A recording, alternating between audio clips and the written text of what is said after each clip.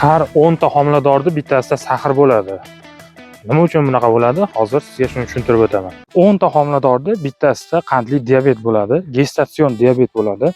Buni butun dunyo jahon sog'liqni saqlash tashkiloti xabar bergan, Amerika diabetologlar assotsiatsiyasi ham tasdiqlagan. Kimlarda qandli diabet bo'ladi, ya'ni homiladorlarda gestatsion diabet bo'ladi. Birinchisi vazni yuqori ayollar, tana vazn indeksi katta ayollarda. Ikkinchisi 4 kilogramm va undan katta vaznli farzand dunyoga keltirgan ayollarda. Uchinchisi kam harakat ayollarda. To'rtinchisi shirinlikka, xamirovqatga, nonga yoki uglevod mahsulotlariga o'chroq ayollarda.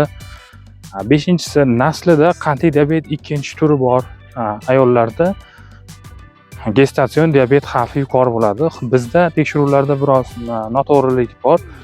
Homiladorlar uchun qondagi glyukoza miqdori normasi 5/1 gacha hisoblanadi.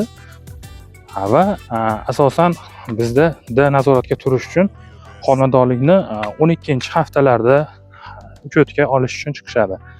Aslida homiladorlik diabeti 28 haftalikdan so'ng yaqqolroq namoyon bo'ladi va har 10 ta homiladorda bittasida uchraydi. Sababi insulin rezistentlik juda ham kuchayadi bu davrda va boshqa bir qancha gormonal o'zgarishlar fonida qandli diabet yuzaga keladi.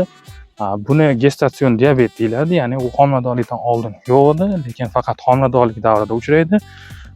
Yaxshi tomoni homiladorlikdan so'ng 99% holatda gestatsion diabet o'tib ketadi, ya'ni yo'q bo'lib qoladi.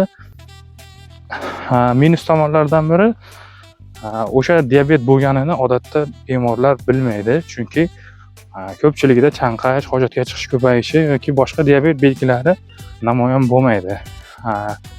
Eng yomon tomoni esa homiladorlik tug'ruqdan so'ng o'rtacha 5 yillardan so'ng haqiqiy ikkinchi tur diabet bilan kasallanishlaridir.